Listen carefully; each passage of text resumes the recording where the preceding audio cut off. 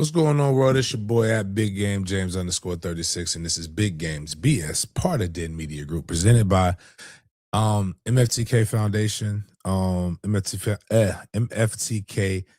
Foundation is the go-to website for all the different things for the foundation. Listen, bro, I need you. I need you. Any business, it's about. So I did the math. I did the numbers. It is roughly about $500 per kid in our organization to be able to do all of the different things that we do. It's actually really not that bad when you think about it. That includes travel, that includes flights, hotel accommodations, uniforms, registrations, all of those different things. It costs a little bit. It costs a little bit. I wish I would have come to that conclusion a little bit earlier, but now that we're kind of into the thing and we're seeing the stuff, the cost and the expenses, we definitely know that. So I am indeed looking for I want to do like especially next year, we're gonna do like I want to do like an endowed scholarship for these guys. So like what we did at Florida State when I played, there was a person who who paid for my scholarship. And I had to write letters to that person at the end of the year to let them know, hey, I appreciated them for what they did, their sacrifice and funds to be able to allow me to be able to get my education and be able to pay for my degree. Now, some of it was FSU maybe being a little bit of bullshit on that, but at the end of the day, somebody did have to pay the money for that. And I was greatly appreciative of those different things. And then, that's kind of where we want to go to with some of these people and trying to create a new thought process, a new ideology, a new, just a new athlete. Because I actually talked to one of my sponsors and I learned that I have done a terrible job of explaining what NIL. Are we on the YouTube? No, we got to be on YouTube. I'm seeing no responses. I just couldn't find it on mine. I've done a terrible job of explaining what exactly this new wave, this new era actually does to the student does and can accomplish for the student athlete. A lot of people just sit here and really think that these kids is just everybody's a multi-millionaire. Everybody sits back and thinks that these kids are just entitled and spoiled. The quote was, and it threw me for a loop. They're just gonna be rich anyway. And I'm like, so there's a couple problems with that thought process. This is something I might want to cut to put out there. It's not an elite mindset. But first and foremost, and then they bragged about something. Like they bragged about, some of the other good entities in which they put out there and they donated to, all worthy entities, by the way. And what was said to me was, damn, I forgot to put the trash on the other side too. Damn, that was a fail. What was said to me was they like giving to a certain one that was like, that helps eradicate crime. And what I simply mentioned to them was this. Have you ever stopped back to think that maybe this right here actually prevented people from being on said thing to be able to prevent crime?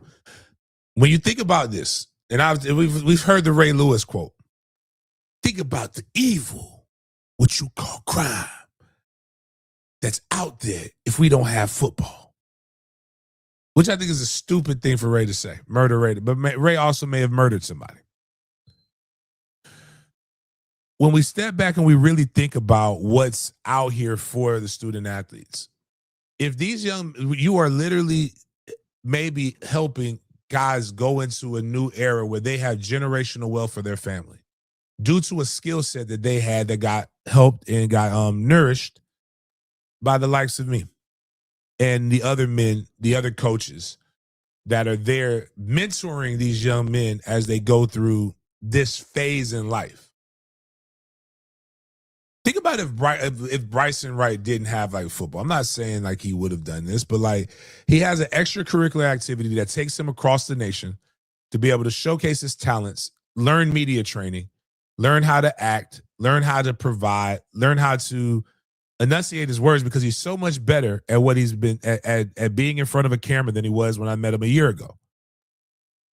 What other avenues do these young men have to actively go out, participate, and showcase their skills, as well as build their brand so that they never have to be a leech or a burden onto the society for guys who are making money that are afraid to give their tax dollars to people?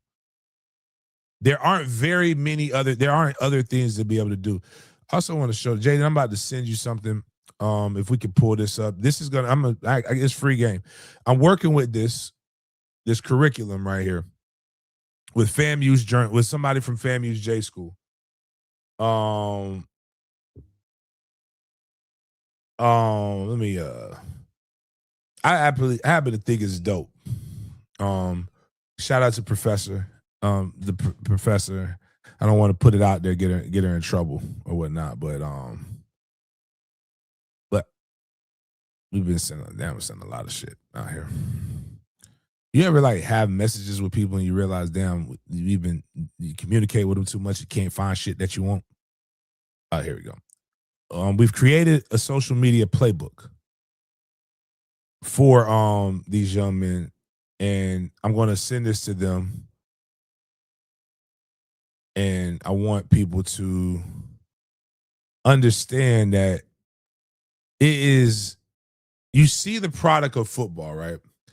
But there's a business behind it. There's so much more to it than what folks actually understand. It's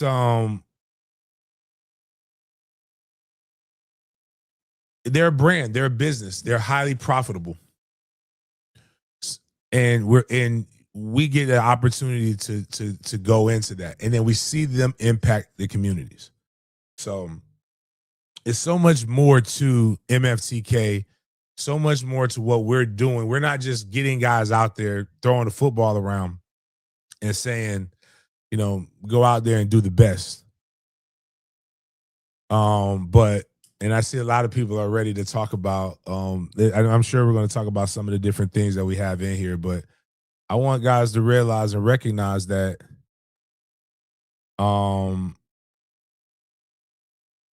again, it's more to doing all of these different things than what you guys could recognize. But obviously it's the book bag drives, obviously it's a lot of other shit. But yeah, okay, there we go. You can minimize me. So get me out of here. So this is something that, Jay, he got it, Jaden. But something that we're working on. I want y'all to see it. And if you want your kid to have the MFCK social media playbook as well, this is basically how I look at stuff, and I'm giving you guys the game. I was born in the 80s. I'm a 90s baby. Crack.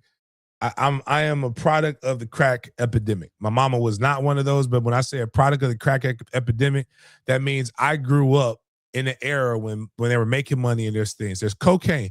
What I do on a marketing level with Bryson, with my own business, with other people, is wholesale. That's pure, fresh Colombian product. I distribute that at a number, and I don't do that. But to get to where you need to make the bread, you have to break it down. So you can take the coke, then you can break it down into quarters, halves, different things like that, and you can still distribute it. But then there's crack, and crack is easily broken down. It's a quick sell, and it gets you to where you need to get to. So basically, this is taking what I do and bringing it to a level that's very, very simple, that can help kids do what it is that they need to do so that they can get base level branding. And every kid in our organization, starting from Trey's age, actually even my 10U's, will get this, and you guys will see it too. I guess somebody can copy it off of this. Don't really care. It's not about me. It's about the jits. But we'll keep growing this, and then there's different levels based upon what the parents want. To where we can, because people always ask me about branding. So this is it. Who are you? Your brand. I want to, as I tell people, when you look at my page, regardless of the silliness, regardless of the brashness and the bravado, regardless of all of the different things, you can look at my page and there are three things that if you can look at all of it, there are three things that you can find that I care about. Most people, it's faith, family, football. And those are things that we want those young men to be able to describe so that they can understand exactly what it is that we're trying to do, what exactly their brand is. My brand is different now because I don't necessarily need any of this shit. I could just live on investments. But when you're trying to come up, what are the three things that we need to do to be able to let people see it? Then we got talking about their bio. I actually went and changed my bio I'm trying to show these young men that even the old dog could get new tricks. So my bio on IG, my bio on Facebook will get changed, and on Twitter to be reflective of the things that are meaningful to me so that you can understand that. We'll go to the next thing. Weekly checklist. And then as we grow and I start learning the market more, I will put more things on there for them to check off. And they can use this for Twitter, Facebook, IG, all of those different things. But we're teaching them how to post stuff more constantly, and me getting them the product. Basically, I got a ton of video, ton of different things for them to be able to check off and do a lot of different things for. Who is this? Oh yeah, man. Sorry. I got kids right now. Jay, the nigga came off, the screen came off. I don't know if you meant to do that while we were going through it. Long story short, which I did see, this is the stuff that we're really trying to accomplish and actually do with the young men that I don't know other organizations, at least locally, are doing. But yeah, so basically, just this engagement tips, how they can track their engagement, got the acronym shit, SMART, all that stuff, posting planners, something for them to get ideas, all this jazz right here. I appreciate y'all with the beanie. I wish I could get y'all a battle beanie. I'm trying to get my guy to make one that's like this with with MFTK and then have Spartans here. I got to get rid of this product, guys. I got a whole bunch of hats that I got to get rid of to get new hats. Primo, I owe you one. I'm sorry about that. You guys know about me in the post office. I'm allergic to it. $36 a cap. I'm getting rid of these caps. I got to get rid of these MFTK caps that are in my house. I got some Sports Den caps too. I got fifth quarter caps, a whole bunch of other shit that I got that I got to get rid of. But yeah, so that's basically our MFTK Foundation. Different things that I'm trying to work on and accomplish. Yeah, man. I really ain't got nothing else to talk about when it comes to that. But but just so people know that right there, that little bit of an idea is a cost money if somebody came to me and asked me to do that for their jit. And I'm doing that for free for the kids in our organization. Yeah, man, Ernie just texted me. But yeah, so outside of that, we went into this and we still haven't done what we normally do. So Miles, let's go ahead and get this thing started. We need to get a word of prayer. You already know what time it is, dog. Thank you, God, for another day. Thank you, God, for another day. Thank you, God. God is great. All the time. All the time.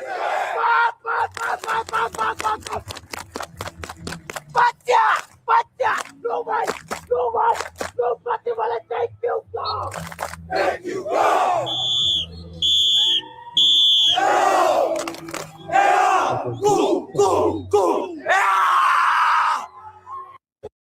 You know what, Gerard? I don't have any more of these beanies, but when I get some gear, I will we'll do some spin wheel giveaways for members. That's a good point. That's a good idea. I like that. But the members got to be present.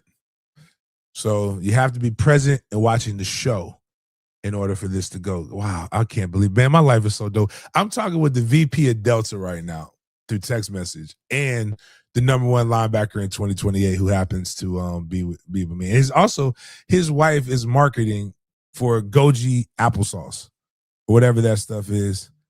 I have I had no idea like the connections that we have. I want to give a shout out to one person for hooking that up, and that's my guy AMC on the social medias. Aaron McKinney like did a just again. He's going to be he FSU. We need to make sure we get AMC back in there. He's doing the connecting. He's doing the things that make sense. Yeah, I really appreciate that connection. Even if nothing comes of it, just to be able to have people don't realize reps are important. To be able to be in those rooms with guys who can stroke life-changing checks is why you do shit that you do. Like, it's a cool thing. Even if they don't stroke the check, they may know somebody that knows somebody that knows somebody, to quote Trick. Dry, you gotta send me that film, dog. Put that up there. Hey, don't y'all be letting y'all kids be having great games and Uncle James doesn't know about it. You tell them they got a play rich, they got a rich broke Uncle James out there that's ready to see them ball out and will put them on this platform. So if your baby raining threes, we can have an MFTK segment. I will put it on my social medias and say, look at my play niece out here balling. Pilgrim, alien, colored, doesn't matter what they are, man. I love seeing the babies ball out because, you know, we're gonna have an MFTK girls flag team. My niece is out here getting ridiculous with her skill set. But we got our prayer in, so that you know what that means. Next, we need Jaden to talk about all of this stuff. So Jaden, go ahead. What are we talking about today? Good morning, everybody. Welcome to another episode of Big Games B.S. here on January 28th on this Wednesday, hump day. If this is your first time at the show, welcome. And if you wonder why it's called Big Games BS, it's because we bring the good, the bad, and the BS of the sports world, especially football, to your screens, eyes, and ears. P4 schedules are out, so we're going to be looking at the FSU schedule and the discourse surrounding the days in which FSU is playing some of those games. Talk about Miami adding some transfer portal additions before getting into our NFL segment, where we are recapping the coaching carousel as we await the Super Bowl matchup between the Patriots and the Seahawks as well. Some other topics we are going to discuss are the Jets organization. Bill Belichick, everybody on social media had something to say about that, and a specific Pro Bowl quarterback.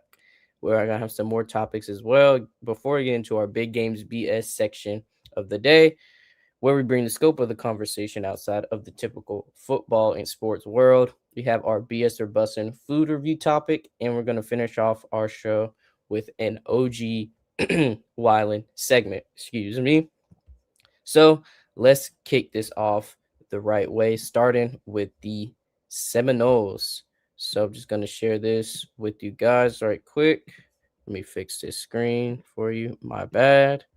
But the schedule has been released, and I think they do this on purpose.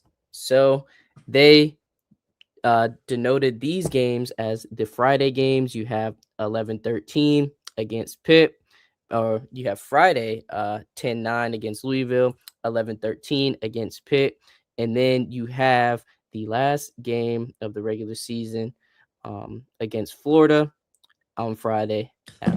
They did it Black Friday fucking again? 11-27.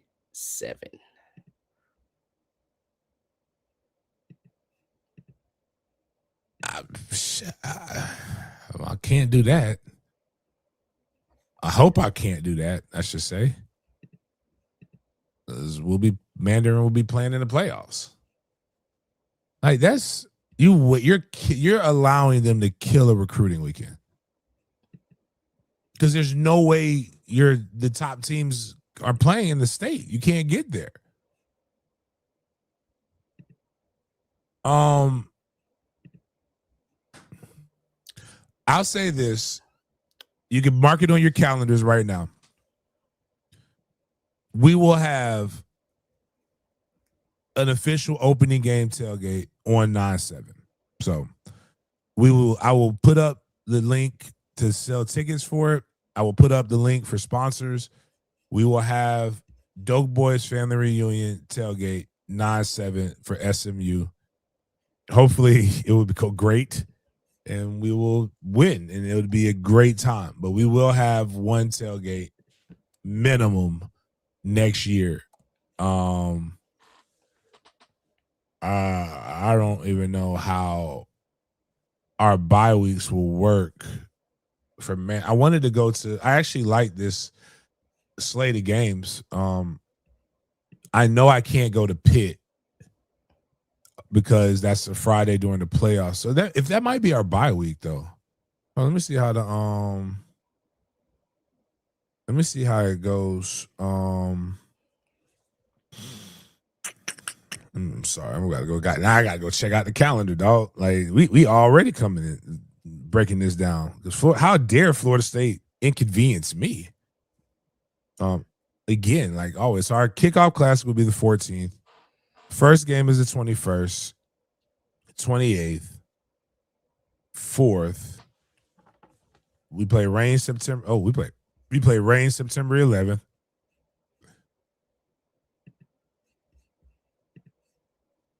We okay. We normally have a bye week after week 5. I'm not sure how he's gonna do it this year. But 18th, 25th, 2nd. So Halloween will be the last game. They've given us no. Okay, so I could probably I won't be able to do that. Yeah, the 13th, November 13th should be the first round of the playoffs, if I believe correctly. 13th, 20, 30, 27. Yeah, because then the state championship should be around December 11th. Damn. I really like going to Pitt. I like Pitt. It's played in the Steelers Stadium. It's really really nice area. And I doubt very seriously I'll be able to go to the Louisville game because I wanted to go to that as well. Those are two away games, but I probably will be able to go to Boston College though. I probably will go to that. I know I'm going to Miami.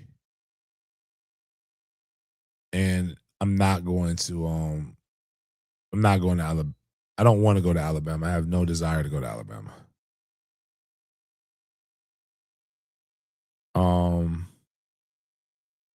But let's just talk about the schedule. Obviously, week 1, we got a good. Oh, my bad. I said SMU. We'll do game 1. We know we'll have that. If we get to 10,000 subs again, I would do the same thing that I've talked about. I would give away a pair of season tickets to FSU games. We kind of fell behind, and I apologize, guys. I don't like blaming people. I feel bad about it because I have absolutely no idea. And then ESPN kind of doesn't let me go back and look at all of the stuff. I fell off on the pigskin pick'em and the college pick'em. That will not happen again. I really like that. I really appreciate everybody doing those things. But between my grandmama's planning 2 funerals, the football season's actually shit. Y'all have like 25 was a fucking doozy, dog. Like, you know how many people died? Like shit. Like I was like every other week it felt like somebody died. Somebody I knew died. Like it was or somebody that was close to me. It was like Gagi died. Then like right before did Gagi die first? Gagi died. Then my boy Monster died. Then Lamont died. Then my cousin died. Then my grandmother comes with me for Father's Day weekend.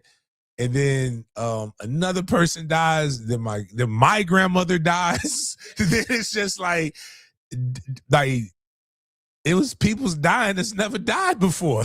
It was throwing people off. Shit. And then we sucked. It was just like, yeah, like, hold up, Montre put it just does something like, if you do a cut with this, I don't mind, Miles. It's kind of like, who can read?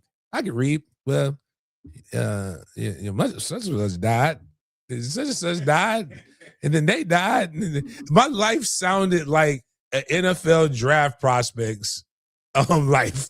Like, if you ever see how sad it is, the happiest day of their life, tragedy struck when Trey Coleman's father was ran over in a tragic car accident and lost both of his ankles, and his dog Charlie. Then his mother died of food poisoning not too long after that. His dad can only whistle through a tube. And that's his motivation to play. You're like, damn, dog, did anything great happen to him? And for those who don't know, I'm not trying to get into mama business. Boy's mom is deployed. So it's just like shit is wicked. I kind of got behind. Fucked up. Players fuck up. You didn't lose money, you just didn't win the money. But I do apologize about that because I want y'all to, and then we had the one giveaway where we were on point when we finally reached our milestone, and I won. Oh yeah, that's right. But, they're going to go back to doing those things. And if we do get to 10,000 subs, we will give away a pair of tickets. I mean, a pair of season tickets and a parking pass to FSU or your favorite one. I'm going to get Jags season tickets too. I'm going to get some Jags games to give away. So for you guys, for those who don't, I don't need the tickets. So I just do it for y'all. But we will, my bad, it's not SMU. We'll do New Mexico State with SMU, maybe. If we got to beat New Mexico State first. And then we'll see about SMU. But that schedule outside of Bama isn't extremely hard.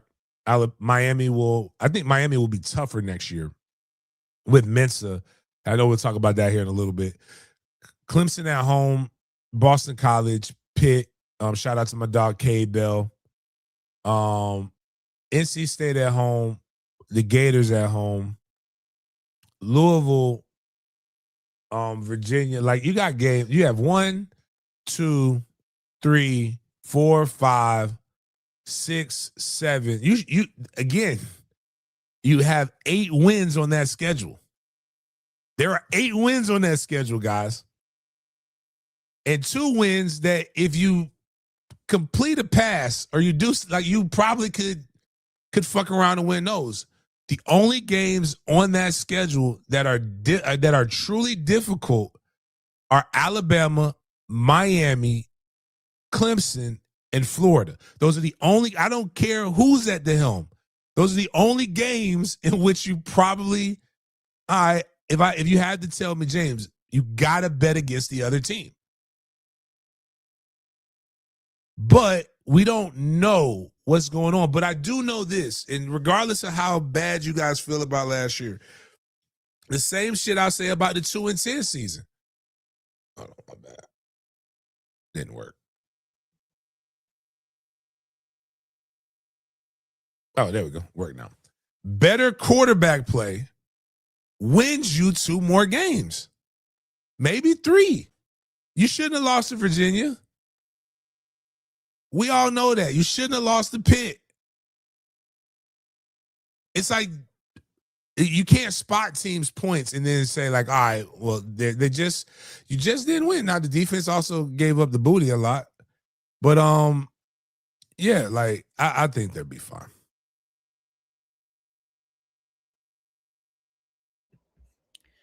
FSU has 1 game on a Monday and 3 Friday games for this upcoming. Is that SMU? Yes, SMU's on Labor Day. September 7th is Labor Day in 2026. So then we have 2 tailgates. We are. I can tell you right now, we have 2 tailgates. I'll throw a Labor Day tailgate. I'll come home for that. Just wanted to update you guys. If FSU isn't one of your P4 squads, don't worry. We will show you guys this picture right here, courtesy of Reddit CFB. So if your squad is on this list, this is the schedule breakdowns of these P4 teams. So this is how each P4 team has set up their 2026 regular season opponents. So let's just go to FSU in the middle in that big blue box.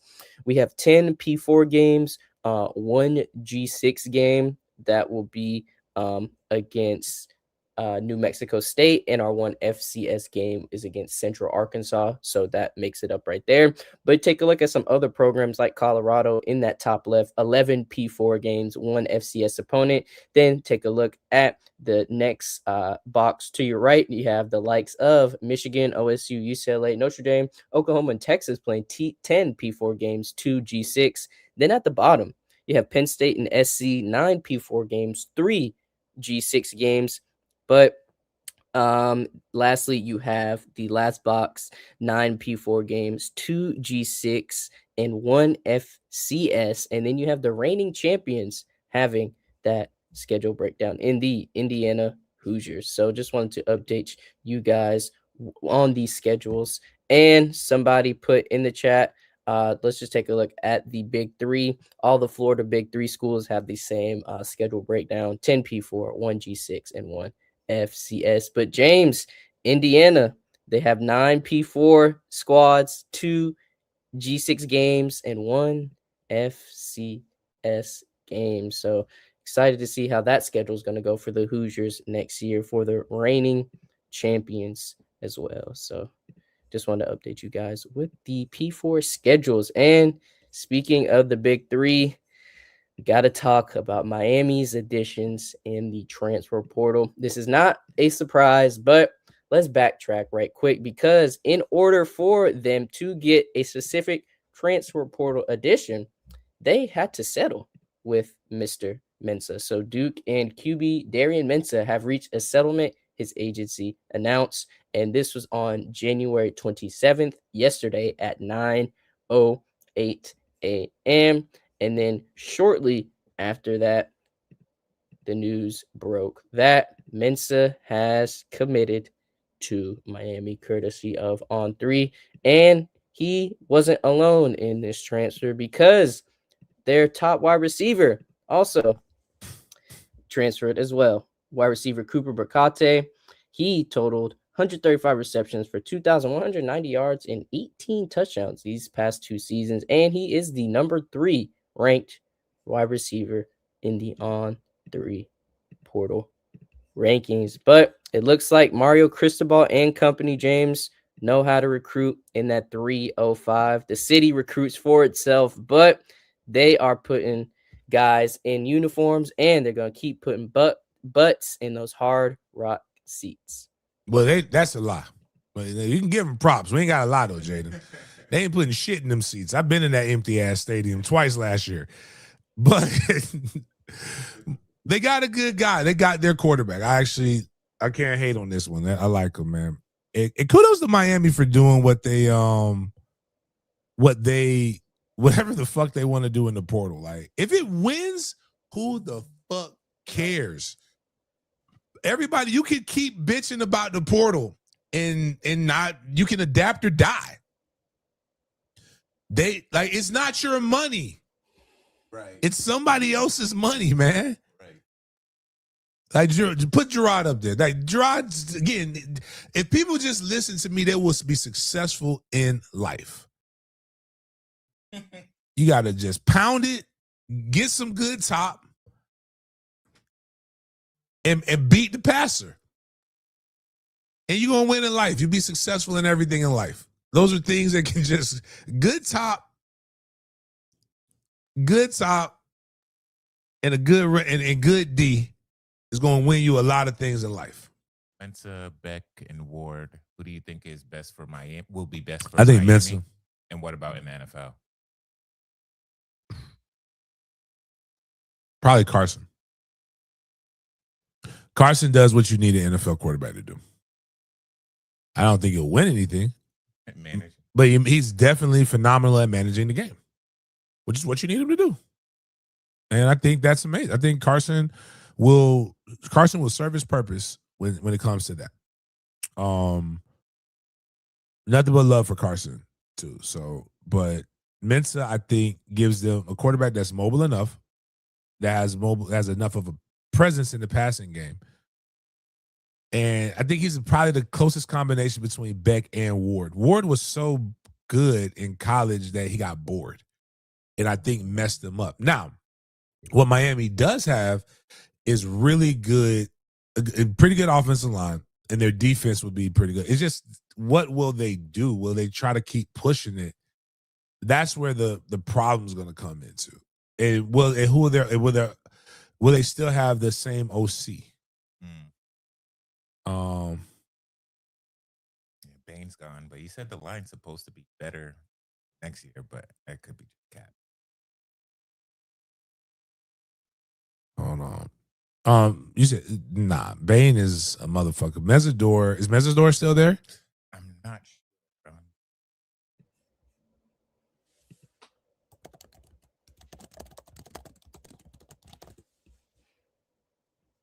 Yeah, he declared for the draft as well. Okay. Mesidor declared?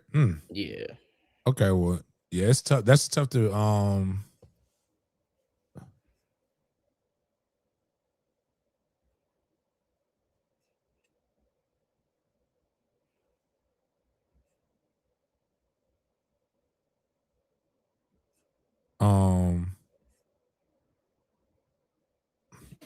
boy, the boys.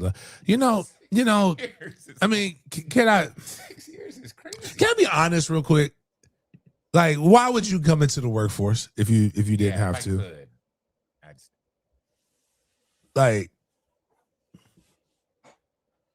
I just realized something. Better than Yeah, I mean, this is getting money. You still get. I mean, this college was fun. Like, it's not as expensive. You don't have any real and you're making a little bit of bread, man. But I mean, they're gonna be good. They just recruited.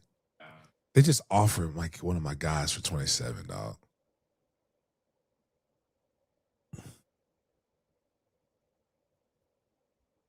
Yeah. Nah, they got one of the kids that we wanted to get. Shit. He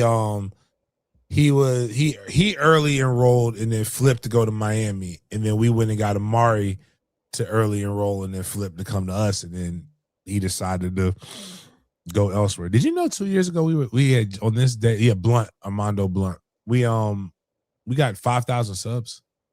Really? Yeah, so I'm sitting here, I be real hard on myself. 2,000 subs in 2 years, it ain't bad. We could get more. Need to get more. Well, this streaming shit is gonna make it pop off for real. I know that Mandarin. I'm salivating on that Mandarin Reigns. That Mandarin Reigns game is going to do box office numbers on my YouTube.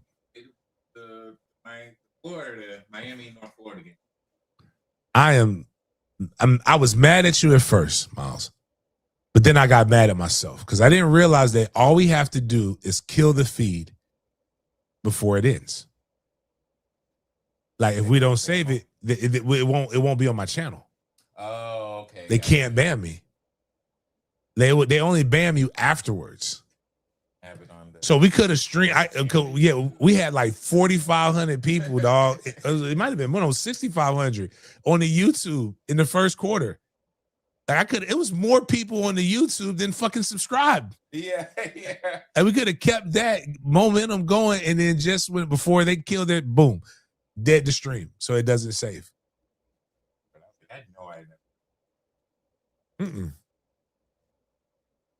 Anyways, my bad. We were talking about Miami. Miami's good.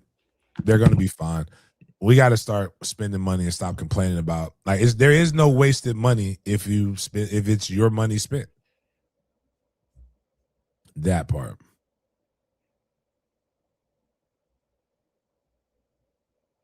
Let's talk about the NFL, because for Jags fans, there has been some good news that's been floating around the internet recently. And if you guys are not aware, the Jaguars are retaining OC Grant Udinski and DC Anthony Campanelli for the 2026 season. Campanelli was one of the front runners for the Arizona Cardinals job, and Udinski one of the front runners for the Bills job and subsequently the Browns job as well. But they have worked out a new agreement for their pay for the new season, this upcoming season, and these two are staying in Jacksonville. James, is this good news for the Jags fans to retain these two guys right here?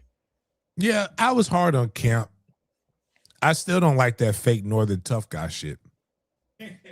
But his defense was snapping toward the end. And if you look at the injuries and just some of the things that he had to go through, I mean, they're pretty good. You get them they have a decent free agency and pick up some pieces in the draft. And this defense will be, again, one of the more ferocious defenses next year. Offensive wise, I don't really give a shit. We know who calls the offense. The head coach, Liam. So, but it's good to retain pieces of your staff, and they're bringing in more pieces that were a part of him that understand the culture and what he wants to get done. So, like, he's already setting it up for next year when he loses stuff. So they just got to continue to build on this. I don't want to get too high. And here's the reason why. The last guy came in and took us to the playoffs in the first year. Took us to the third round, actually. So we just gotta continue to fight for it and press. Looks like our AFC South rival has hired a new offensive coordinator, with the news of Robert Saleh being the Titans' new head coach. We have been informed that the Titans have signed Brian Dable to become their OC. The Titans have received a commitment from him per multiple sources, and Dabo has a strong affinity for QB Cam Ward, according to Jordan Schultz. But Brian Dable going from the Big Apple, being their head coach in the New York Giants, to the OC in Tennessee for the Titans. Do you think him and Saleh is a good pairing for the Tennessee Titans organization, James?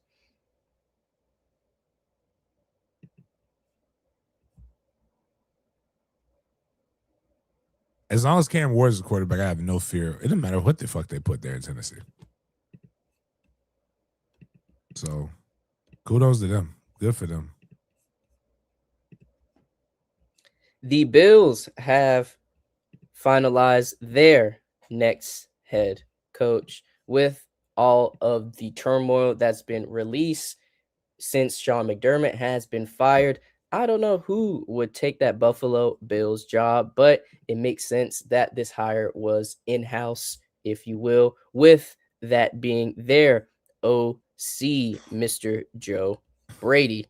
Gonna share this screen with you guys right here. So the NFL did post this, and the Bills are hiring Joe Brady, their OC, keeping it in-house, if you will. Let's take a look at his path This is crazy. But my bad, go ahead. To becoming the head coach. So he was linebackers coach at William and Mary, 2013-2014, GA at Penn State, 15-16, and he was the Saints offensive assistant, 2017-18. He was a pass game coordinator for and wide receivers coach for the Tigers, then 2020-2021, OC for the Panthers, and he's been with the Buffalo Bills as their quarterbacks coach from 2022-2023, interim OC in 2023, OC this past season, and now he is, or excuse me, last season, and now he is the head coach for this upcoming season. So Joe Brady did take the vacant Bills head coaching job. It's all about being in the right system and getting credit for something that you maybe had a piece of being a part of. Joe Brady gets probably too much credit for there was a 2019 LSU National Championship, and he has been parlaying that into jobs ever since then. He was fired from Carolina, And he got a coach fired in Buffalo.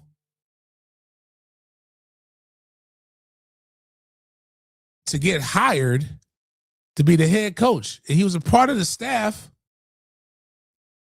I mean, you have a top 5 NFL quarterback.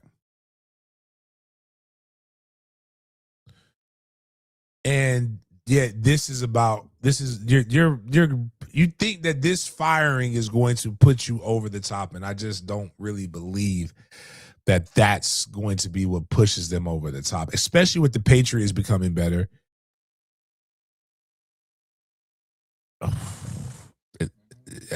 Hey man, you know what? God bless. God bless. Doesn't matter.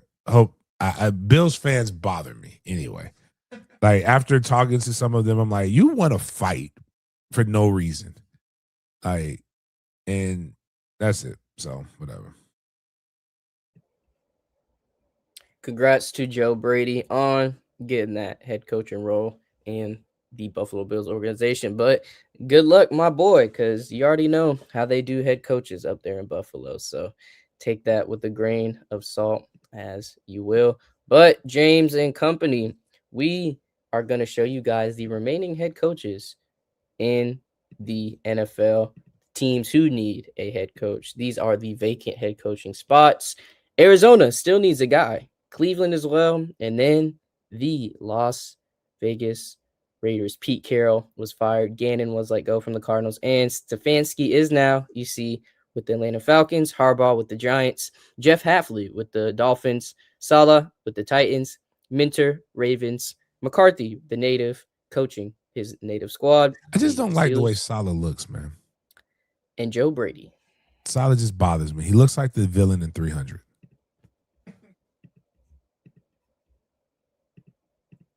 We got to talk about the AFC East team who got the short end of the stick this year, and that is the New York Jets. We talked about their rivals and the Buffalo Bills recently adding Joe Brady. Actually, my bad. Pause that. Put up what Montre's comment was real quick. That would be amazing. What if let Deion coach his son again? Take him to Cleveland, to the misery, the factory. Was it is the factory of misery or I forgot what they call it, but like just take him up, let him go up there.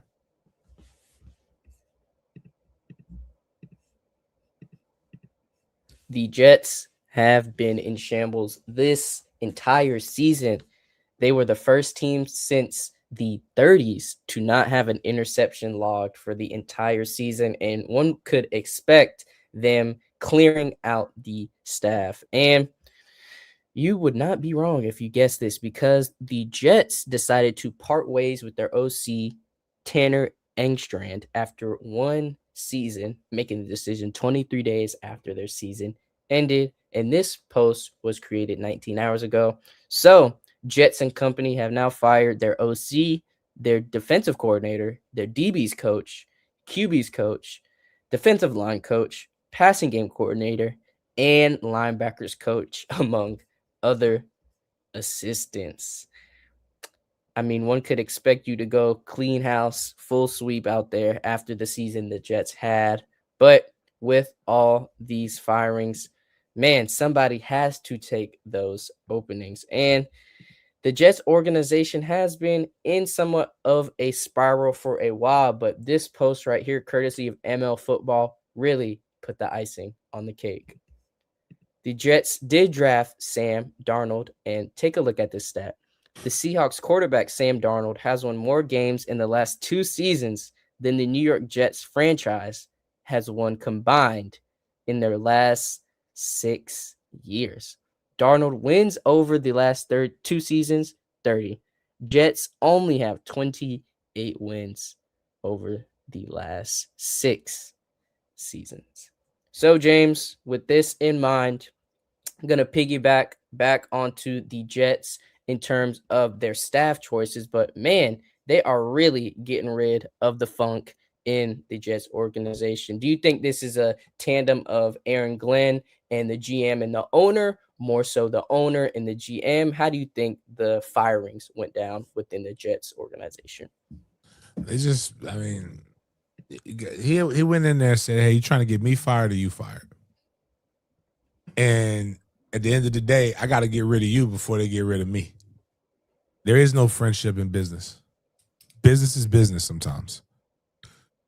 But it is the offense was putrid. The defense was putrid too, but the offense was really bad. But that's what you get. Like, I've never met. You don't hire somebody named Tanner in football. Tanner's like a good stockbroker's name. Middle management. Like Tanner, nah, bro. I don't want to hear nothing from no Tanner. But they need a good quarterback. They need something. But the problem is there ain't no good quarterbacks coming up. So, God bless them. We're going to be moving on and talking about one of the most highly talked about subjects in sports within the last 24 hours, and that is Bill Belichick not being a first round Hall of Famer. Adam Schefter broke the news first, if I'm not mistaken, but if he didn't break it first, he was the most popular post associated with this. But he didn't do what the one chick did, just say, "Oh, I was going to say this, but then, I was in the bathroom," or so whatever the fuck that she, what's her name? Jay, you know what I'm talking about. She kind of looked like the female gremlin now. She was, but I'm not meaning that in the most respect. I mean that in the most respectful way. The black lady, you know what I'm talking about, right? We saw her at the Super Bowl, and I spoke badly on this woman once before, so I ain't gonna say her name again. Shout out to her though. But I thought she was, never mind. I know who you're talking about. I'm saying, you know what though? Because I'm telling you, Jay, you gotta watch it. Watch out this year, Jay. She's gonna come for you, though. I think she stays. She looks for young men who are up and coming, and she preys on them. She's a man eater, a young man eater. But that's what she always says. She always hitting after the whistle. This is what me and my friends say. But like, what I hate about, can I call this my profession? Because am I really that? I say this profession. It's why Pat McAfee is popular. It's why Shannon Sharpe is popular. It's why Cam Newton is popular.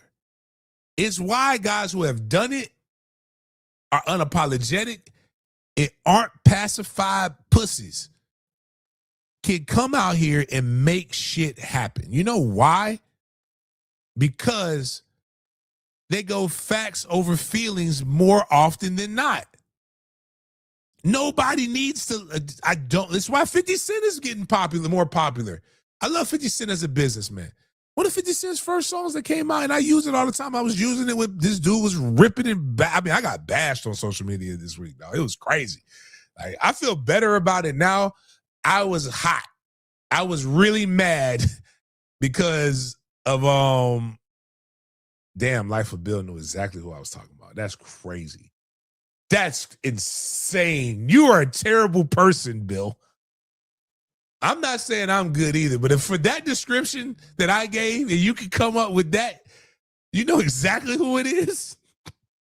You're awful, man. Good night. She was prettier 10 years ago. Like, she wasn't, she called me, she hit me with she froze me about a decade ago. Or whenever when was Jalen Ramsey here? Whenever Jalen, it was second year, Derwin James' first year, they had an event at Topgolf, and she boom, she froze me. But it was different. The makeup was really good. Everything was straight. It was wild. Learning white men don't give a fuck either, man. They are going to go in for the hug. And I was just like, nah, I'm cool. He's like, nah, Josine, come in. My bad. Come get a picture with me. I'm like, go on, James, you big game. Go get the picture with her. I'm like, nah, I'm straight. Nah, man, bump that. Go get a picture with her. She froze me. She froze me. I won't lie. She froze me. But going back to Bill, who is a better coach than Bill? I mean, has anybody got a comment? Like, he won. Yeah. Like, the whole purpose of being in the Hall of Fame is not who is the most liked. It's who's the most dominant. Second most wins in NFL history after Don Shula. And Shula don't got more Super Bowls than him. He got more Super Bowls, most playoffs, division champion titles.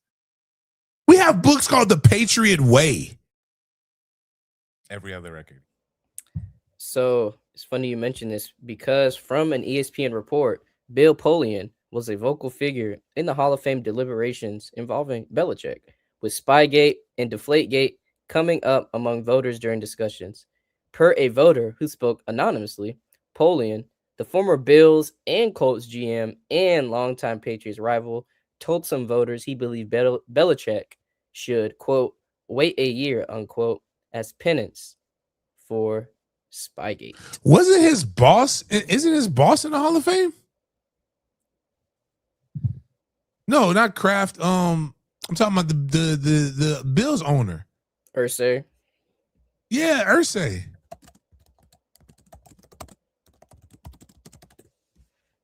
But forget all of that. You're talking about a guy who said, listen, this is Bill Polian. You could go look it up.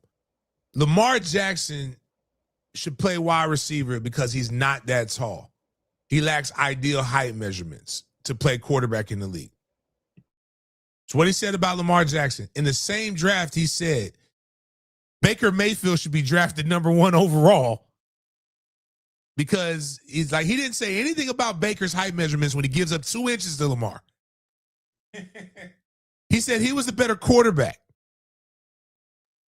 Statistics have shown, the statistics, facts, and wins and losses have shown that is not the case.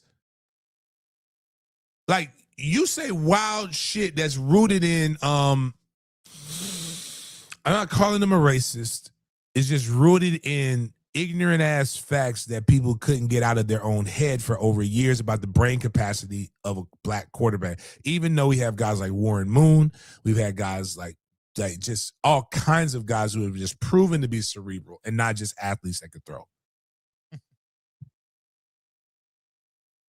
But again, I want to go back and I want to read this. Put that back up what Bill Polian said. I want to read this. He told voters he believed Belichick should wait a year as penance. He should wait a year because we didn't like the way that he won.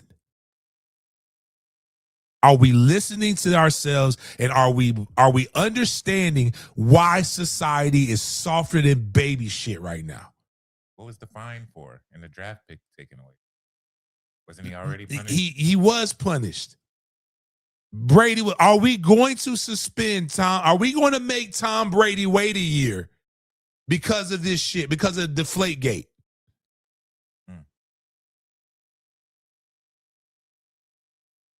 Damn, Bert, you are right. That is diabolical. That man, that's the reason that most old white guys hate young, talented black guys. It's typically about 2 to 4 inches. Pause. But what I'm saying is, it's like, did he win or did he not win? We already know that he's so far, he is so in tune, and he doesn't give a fuck. That's what the Hall of Fame, people who don't give a fuck about anything but winning. Right. What the Hall of Fame is for.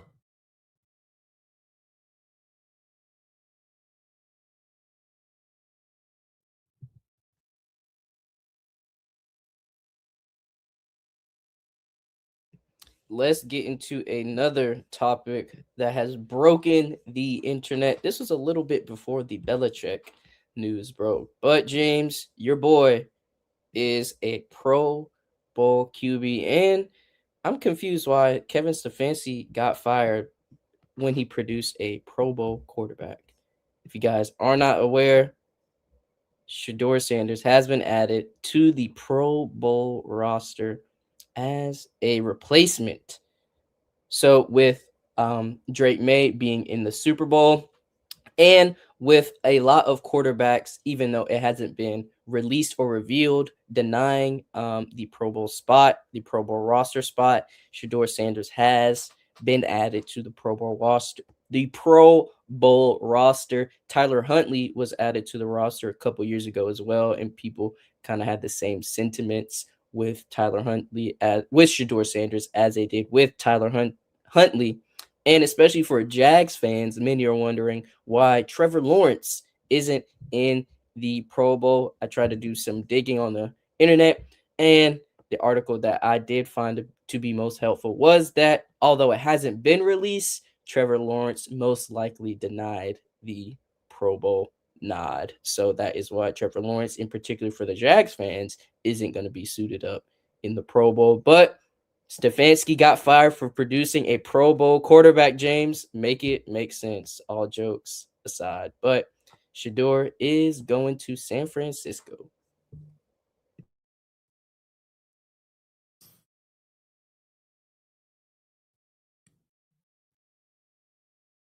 Honestly, bro, like none of this shit makes sense. Like the Pro Bowl doesn't matter anymore. It's not a game. It's like a showcase. They're just throwing it in Super Bowl week now. It's on Tuesday. Most of the media can't even go. But like that's wild, man. Can't wait to get my Shador Pro Bowl quarterback jersey, man. It's gonna be fire. It's gonna be fire. So shout out to everybody who's been active in the chat. Thank you guys. But just to recap this Pro Bowl announcement of Shador Sanders, most of the quarterbacks who you would think would be a Pro Bowler would have to deny their spot.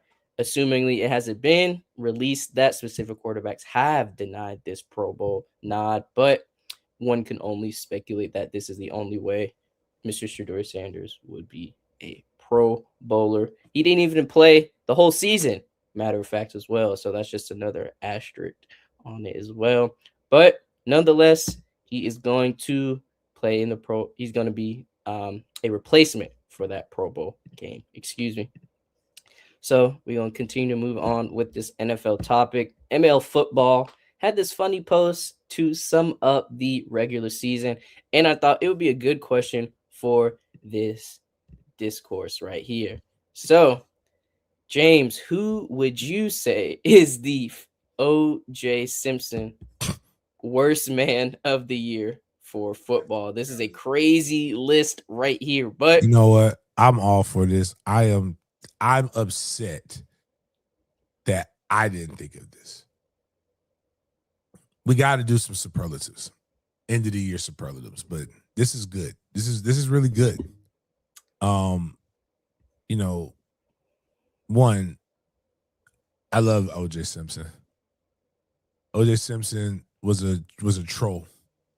O.J. Simpson is the epitome of living unbothered in your truth. But like what did Jordan Addison what did Jordan Addison do? he had some charges. I think similar to Rashee Rice in terms of like just being like a wild driver, if I'm not mistaken, and doing ungodly things on the road. What did Tyreek Hill do?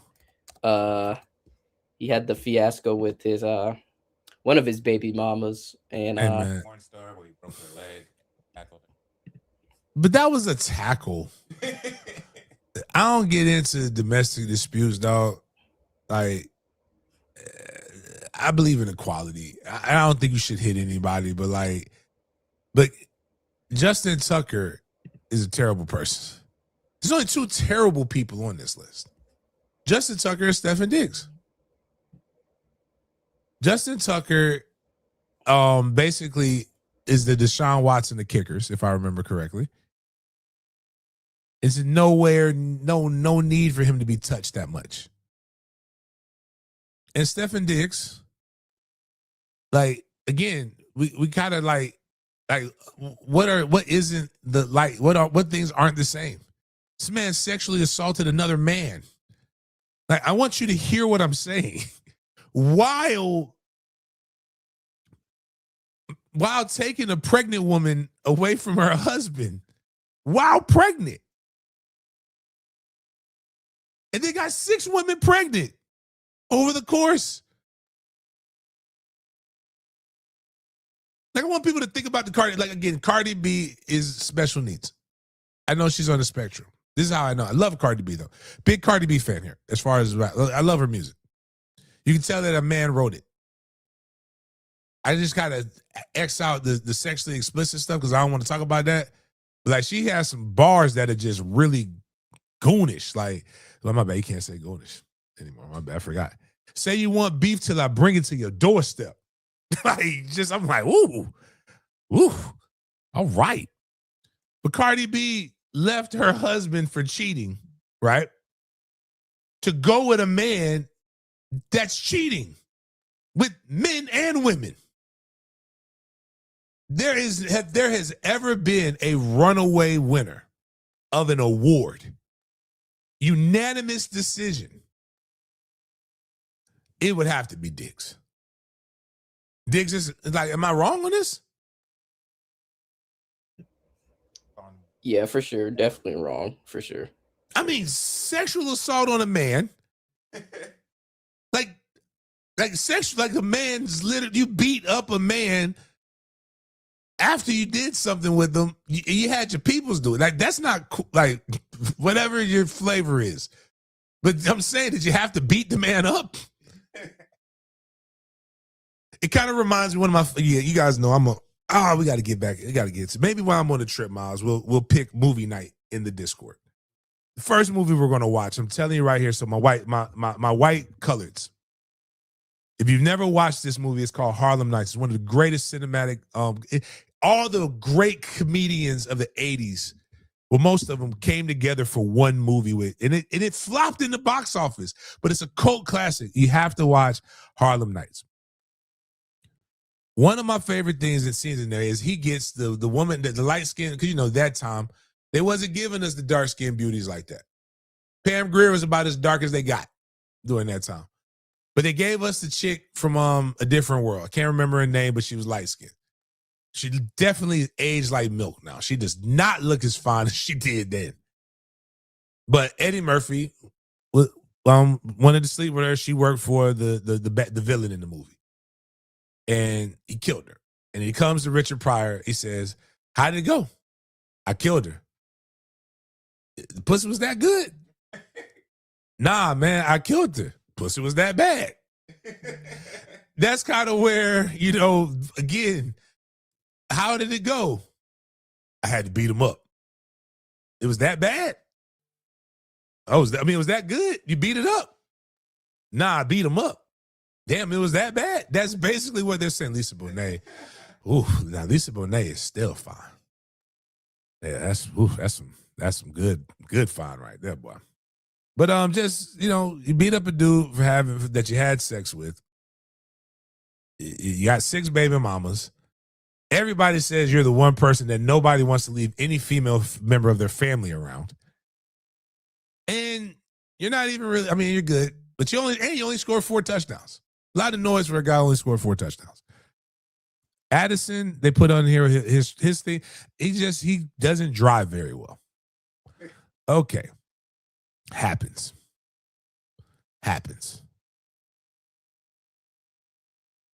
Lisa Bonet's not fine. Lisa Bonet is like 60 at this point, right?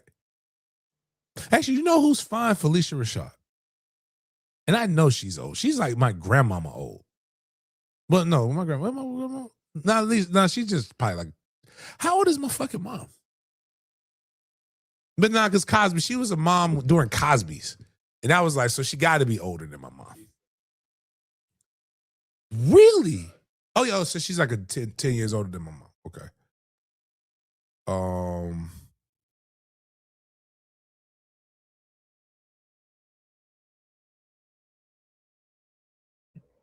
Yo, this is dope right here. It's a man. I gotta get, man. It's a dude who farms that's just following me. and he's trying to do some 7-on-7, man, he gonna donate some food. Man, yeah, he's out here farming and shit. Got melons and cabbage and sweet potatoes. Man, this cabbage looks so goddamn. Man, look at this shit. That shit looks amazing. I'm telling you, man, the world is a good place if you just get off of social media and you help people, dog. I love giving food. I can give some fuck yeah, bro. Man, Bert, you got the truck, Bert. I need the truck, Bert. We need to pull up to the farm and get this cabbage and these yams. Well, we talking about Felicia Rashad, man. Felicia can still get it, man. Felicia Rashad's daughter's in billions? Did not know that. And I know it's good. She had Ahmad. Do you know who was at Ahmad Rashad at her wedding? Bill Cosby and O.J. Simpson. What has Ahmad Rashad done in his life? He got to be a terrible person. My bad, Jay. Let's go ahead and get back on track. These are your upcoming NFL dates according to Spot Rack's official X account. So February 9th is when the waiver period opens. February 17th to March 3rd, tag window. March 9th through 11th, early negotiations. And March 11th is when the league year begins. Annual meeting next. Then RFA offer sheet deadline, the draft, 5th year option deadline, spring meetings, dead cap split, RFA offer deadline, and tag extension deadline. Just want to give you guys some When is dates. it doesn't put everything but free agency. Oh, early negotiation, I guess. 9th through 11th. Okay. Nobody capitalizes on using the entire year like the NFL does. And I would like college to go. If college just followed this model, everything would be even. Allow a tampering time, make teams have to honor contracts or pay pennants, maybe give up scholarships since you can't really give up draft picks. There's a lot of things. I love it because, like, you know, we get done. We got the Super Bowl next week. Then you got a little bit of time off. End of February, we got the combine. So, like, everything kind of comes right back full circle. So it's really, really dope. The way these things go. So I'm all for it, man. It's exciting. I love this time of year. It's only boring if you don't really understand the business side of it. Jasmine Guy was fly, Mariah Carey, kind of scary. What about that just made me think about Dreams by Biggie. The most, like, the craziest thing, like, messed up these women's entire career. That man said, "I fuck RuPaul before I fuck the ugly ass escape bitches." Well, we know Biggie was actually doing that to people like RuPaul. So yeah, what a time, man. Said the wildest thing. You look so sick. I suck on your daddies. No.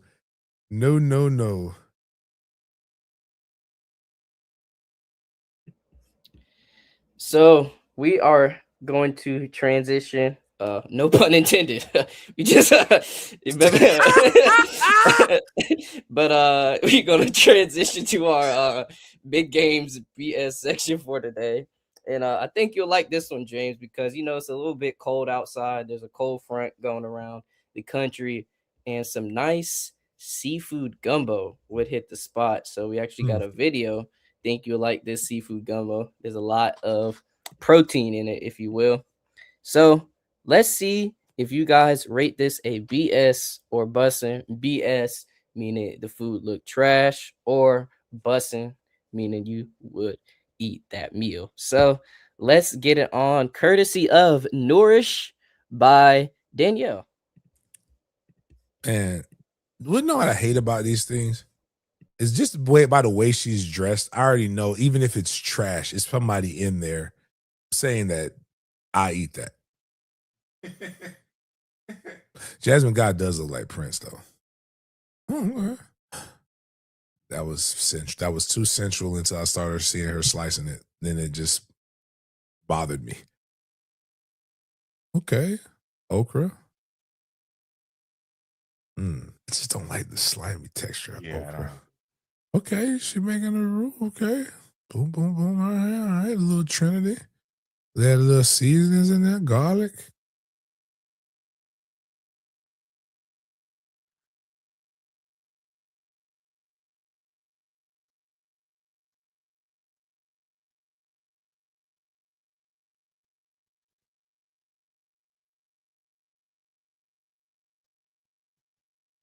Why we gotta do all that, baby? Just stir it, man.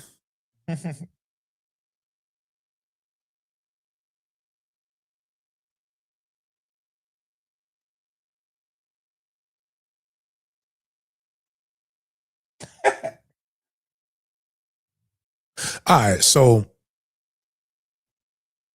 I'm gonna eat it, right? Because that look good.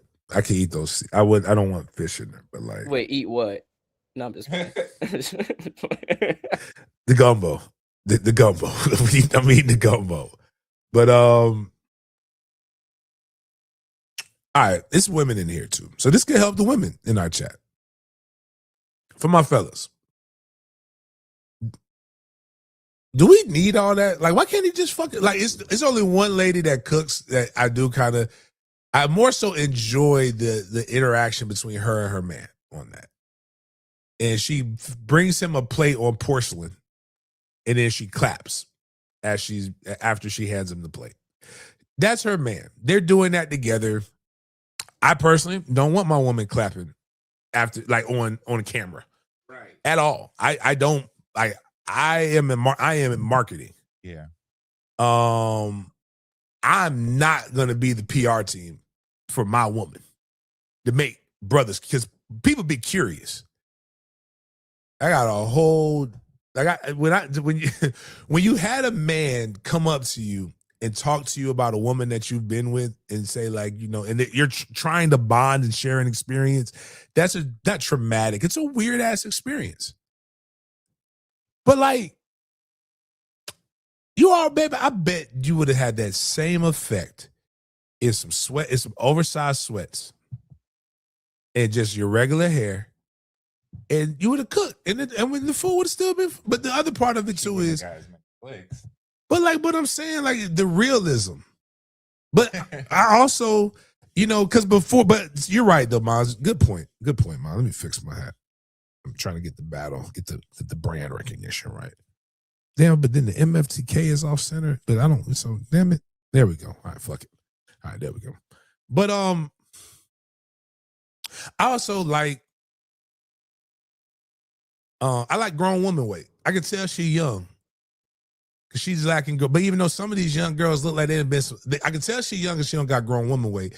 And some of these young girls look like they've been through some battles. So she doesn't look old, but I bet she's not as old as I think she is. Give me a little bit of auntie elbow with my food, and it's still gonna be nice. It's something about who don't need to do all that, and she just can walk out? Jill Scott. It's not a real man who don't like Jill Scott.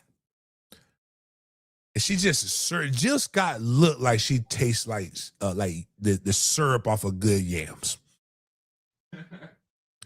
It's just I'm just like, I don't like, and you cooking seafood, baby. That's the other part. Like, it's already gonna be a little, like, it's nothing really. I don't need you trying to be sexy with my seafood, because then, it already got a little smell and texture there. I don't need all that. Just, it's a lot going on. Just give me my fucking food. But she did make it nice though. Throwing that snow crab cluster in there makes that gumbo a little bit more expensive than what it probably needed to be. But I can see some of this. I don't know how to say this without saying pause, but I can see some of the meat from the top of the cluster came out, as you can tell. And I don't normally eat that because it's too much work. I don't know how to eat that. I just pull off the cluster, pull off the leg, crack it, and then do everything else. But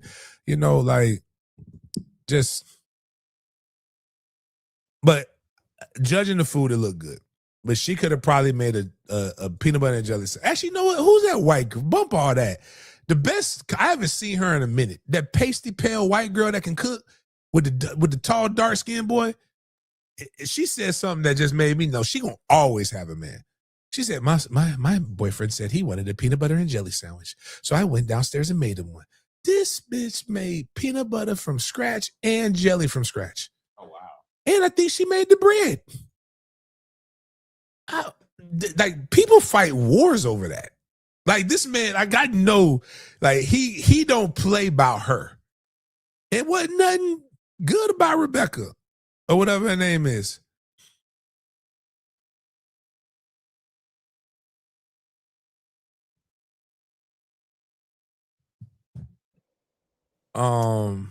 But yeah, like I'm just too much. And then Then now everybody sees it, and now you gotta fight. You gotta do extra shit. I gotta defend, like be like Jay, like every time I gotta fight for my honor. I ain't got time for that, dog. Y'all don't ever get tired of, like, I mean, to the pretty women, y'all don't ever get tired of this shit. Like, just like you gotta always be seen. But that Like 100%, yes. Like, can we just not be caught, bring any attention to ourselves today? Oh, Stephen Curry's one. Oh man, you know what? And that's one that could be bad because she was chunky and like just ho hum and normal and could cook, but then she had to say stupid shit every week. Told the truth. But she told the truth, but that's the problem, man. Like, I don't need, like, shut up. Your husband is great at something, like legitimately great. People can't, he's light skinned and it's witchcraft, the way he can shoot from anywhere on the court. That's why we know who he is. We don't need to know you. Right. Like, you are his wife. And I'm sorry, like, again, I can't tell you what Savannah James sounds like. But we all know Savannah, everybody can agree Savannah James is fine. Women don't want to be approached by ugly men, but they want to be loved by ugly men. So that's why they you know what? That's very philosophical and poetic.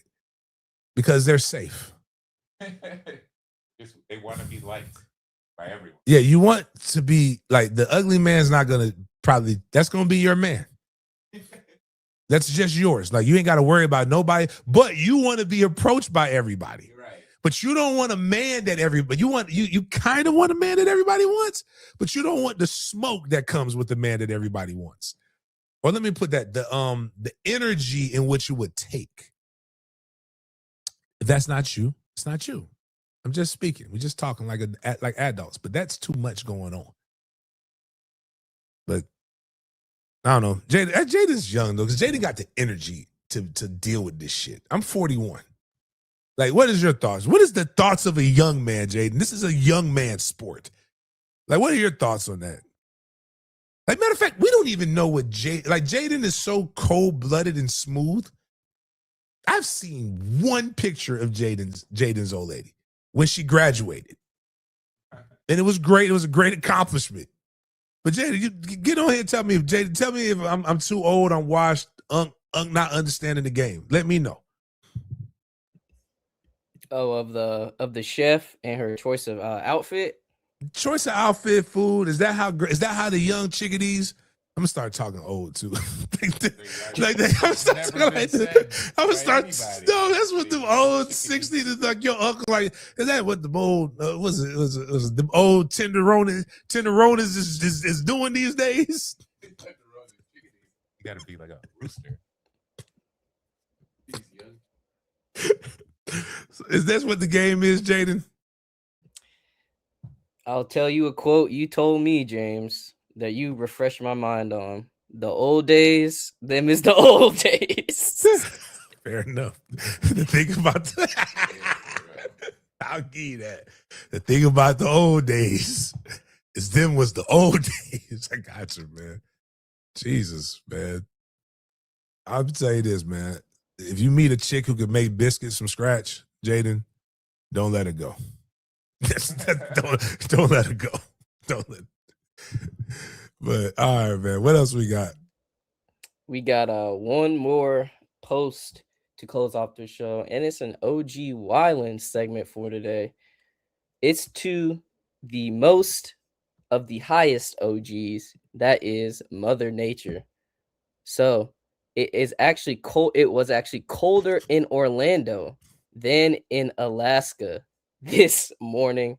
Couldn't believe my eyes. But shout out to Noah Bergram, who's a senior meteorologist at Fox 35 Orlando. But Orlando was colder than Alaska. That's something I couldn't even fathom. But Mother Nature took our OG Wildland segment of the day because this cold front on the East Coast is crazy, and from the out west too. Man, bro, it was stupid cold this morning, man. Like last couple of days, and we were out there doing 7-on-7 practice with Trey and them. Man, my toes was cold, man. And I wore shoes. I didn't wear Crocs. I wore J's out there. It was just, like it just, this is not why I signed up for Florida. Like I would take all of the craziness in Florida just for a little bit of warmth. Because I was just picking on my homie in Boston. It was 3 degrees on the regular charts, but it was like a -11 wind chill.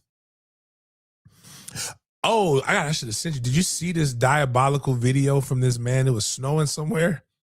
This man put the girl in, like, didn't even let her stay the night. That's how you could tell she wasn't an eater. Put her in the taxi in the cold. Put her out, man. Like, couldn't even let her get some good warmth. But yeah, man, this is wild world, man. So yeah, Mother Nature is wilding. Do we know what the temperature is going to be like in San Francisco next week? Is it going to be cold for the Super Bowl?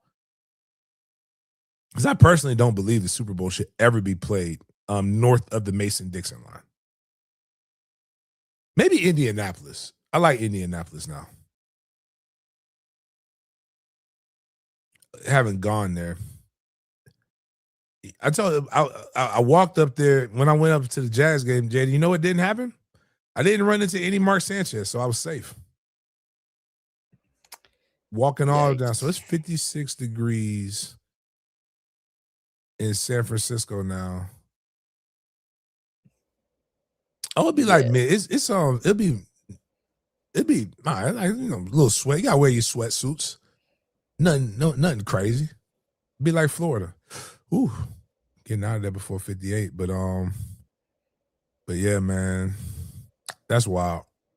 Wow. But that's all we got with Mother Nature, the only OG wildin'. Yeah, that's it. That's all I had for you guys today. Any last words to say as we close out this Hump Day episode? All right, man. Well, appreciate you guys for checking us out. Checking us out today on this Wednesday. Let me know about some content that you would like to see, and with the when we're out at the Super Bowl trying to collect some different things. Obviously, we'll be getting as much info from Pop. I actually might try to see if I can get Pop on Friday. I'm gonna text him, see if he'll come on the show. Get the Mandarin University alumni, him and Rel. Try to get, obviously we're gonna get a ton of stuff with Bryson. Trying to get, some different things. I think Freddie Stevenson is trying to put together a panel out there where we're going to discuss some different things going on. Got some, again, really looking for some sponsors. Anybody who really, really wants to, it doesn't have to be monetary. It could be other kind of different things. But if you know somebody with a business that wants to help with some of these young men trying to get here, I'll just give you the numbers. We got $3,000 in flights that or more that we need to book for Houston for Valentine's Day. This trip to Davenport next weekend is going to be about $7,000 between the hotel and the registration fees. A lot of these different things, man. If anybody wants to come up, wants to step up, know a business, you want some marketing, definitely make me aware. I would love for the opportunity for our business to help bless you, but at the same time blessing these young men to be able to experience things that they wouldn't normally be able to experience. So and in turn that helps us to continue to create positive experiences for that. So yeah. Oh yeah, especially if anybody knows that's the other thing. Any local kids to Florida, to like Jacksonville. I know Jacksonville only has the Mandarin kids, but I don't know all the Tallahassee kids that are. I'm gonna go try to check out these rosters. I want to be able to get and talk to all of these people. And we do have a sponsorship donation letter for MFTK. Or if you want to work on one, Adrian, you know me well enough to be able to, you could do whatever you want to do, because I know it's coming from a great place with that. Outside of that, appreciate everybody for chopping it up with me. And to be honest with you, we will see you guys next time.